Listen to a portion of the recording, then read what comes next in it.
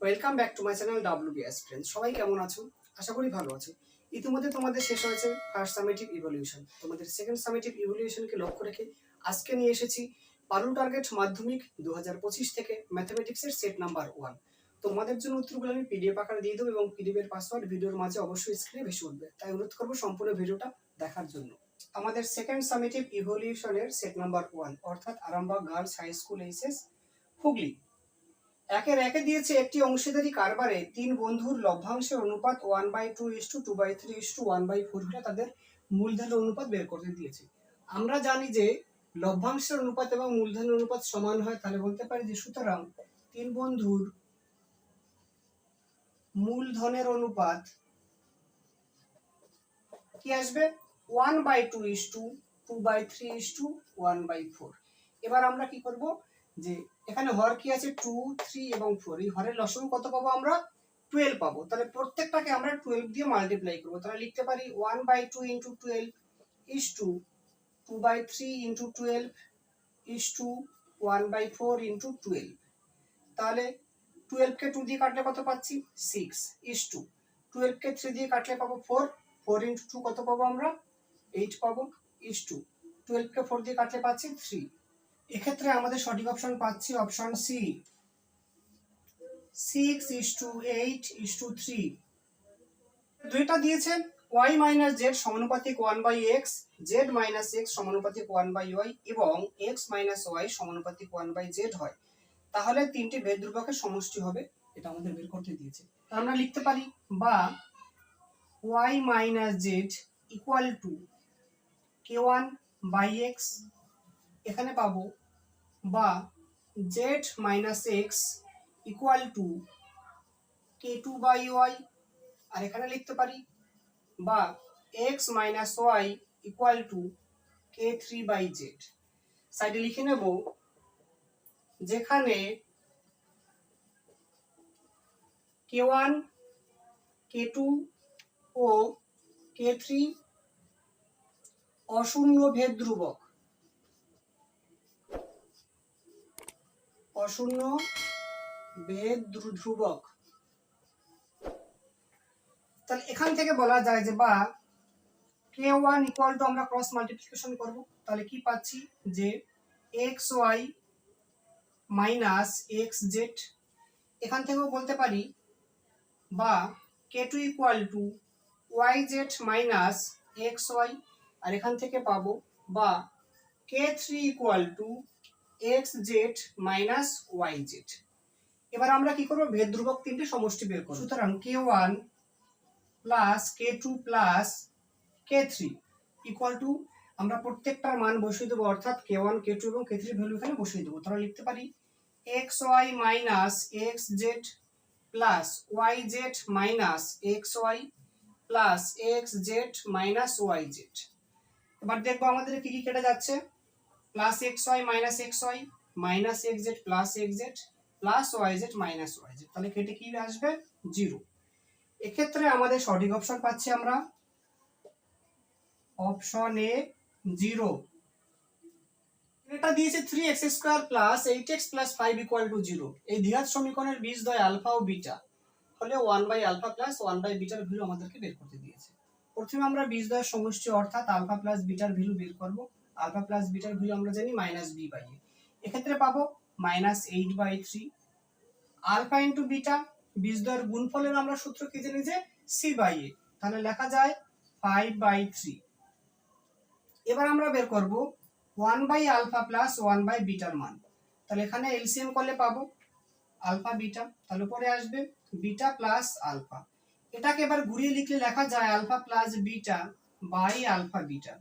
Alpha plus বিটার value পেয়েছি -8/3 আর আলফা প্লাস বিটার ভ্যালু পেয়েছি 5/3। এবার মানগুলোকে উল্টো দিলে লেখা যায় 8/3 × 3/5। আমাদের 3 3 কেটে গেল, পরে থাকছে -8/5। এক্ষেত্রে আমাদের সঠিক অপশন পাচ্ছি অপশন বি, -8/5।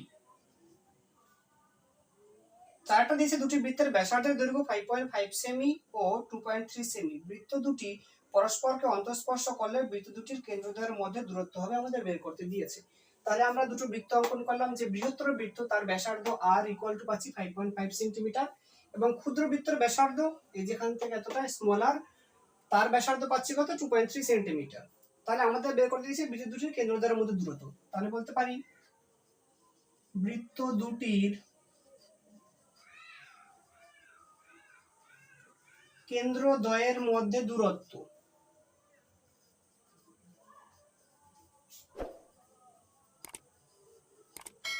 ইকুয়াল টু লেখা যায় capital R minus small r। পাচ্ছি আমরা 5.5 মাইনাস 2.3, এখান থেকে পাচ্ছি আমরা 3.2 সেমি। যখন আমাদের দুটি বৃত্ত পরস্পরকে অন্তঃস্পর্শ করবে তখন তাদের কেন্দ্রদ্বয়ের দূরত্ব হবে বৃত্ত দুটির ব্যাসার্ধের অন্তর্ফল বা বিয়োগফলের সমান। আর যখন বৃত্ত দুটি পরস্পরকে বহিঃস্পর্শ করবে তখন তাদের কেন্দ্রদ্বয়ের দূরত্ব আসবে বৃত্ত দুটির ব্যাসার্ধের সমষ্টির সমান। এক্ষেত্রে আমাদের সঠিক অপশন পাচ্ছি অপশন ডি 3.2 সেমি। আমাদের পাঁচেটা দিয়েছে ত্রিভুজ এবিসি এর বিসি বাহুর সমান্তরাল সরলরেখা এবি ও এসি কে যথাক্রমে পি ও কিউ বিন্দুতে ছেদ করে। এপি ইকুয়াল টু 3.2 সেমি, A Q 2.2 centimetre, QC 3.3 centimetre হলে এবি এর দৈর্ঘ্য কত আমাদেরকে বের করতে দিয়েছে। তাহলে আমরা একটা ত্রিভুজ অঙ্কন করলাম এবিসি, যার বিসি বাহুর সমান্তরাল সরলরেখা এবি ও AC K P O Q বিন্দুতে ছেদ করেছে, আমরা পি কিউ যোগ করলাম। তাহলে আমরা বলতে পারি যে বিসি সমান্তরাল পি কিউ।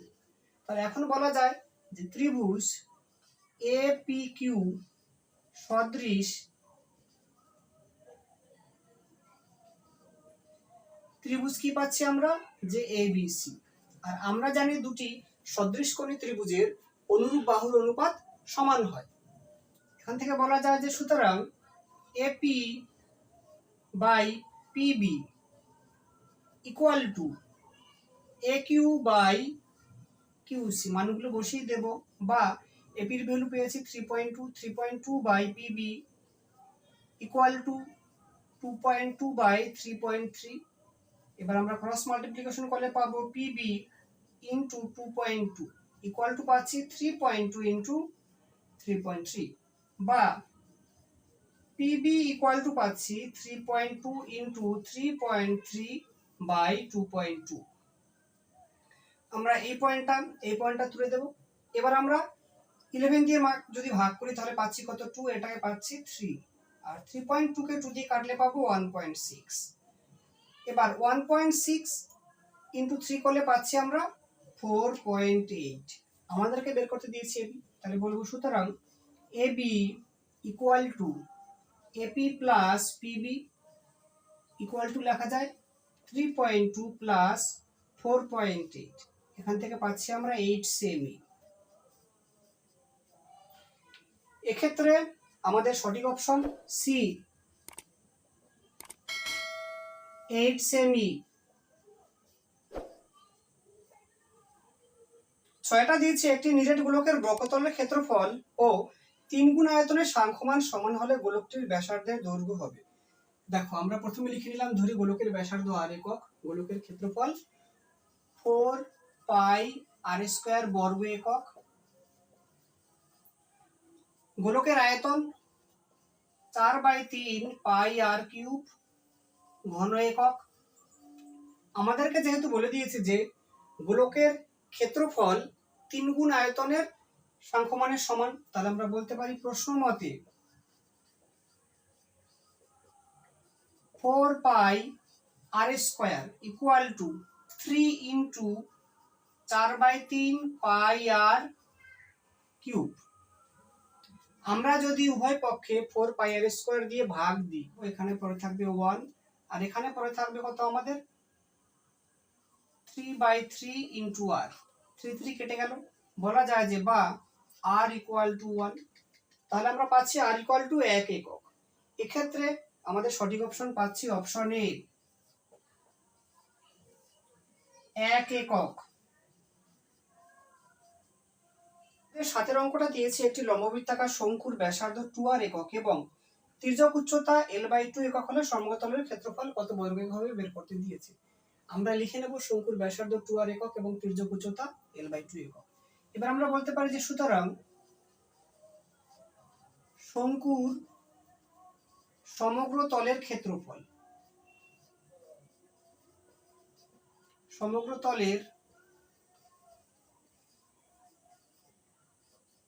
ক্ষেত্রফলের সূত্র কি পাই আর এল ইন্টু আর প্লাস এল।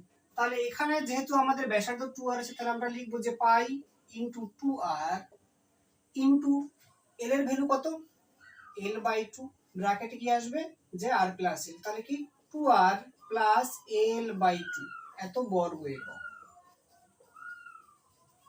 আমরা যদি এই টু কেটে দিই তাহলে পাচ্ছি পাই আর এল, ব্র্যাকেটে পাচ্ছি 2r প্লাস l/2 একক। আমাদের যতগুলো অপশন দেওয়া আছে এখানে কিন্তু এ বি সি কোন অপশনটাই পাচ্ছি না, ফলে এক্ষেত্রে আমাদের সঠিক অপশন হবে অপশন ডি, কোনটি নয়।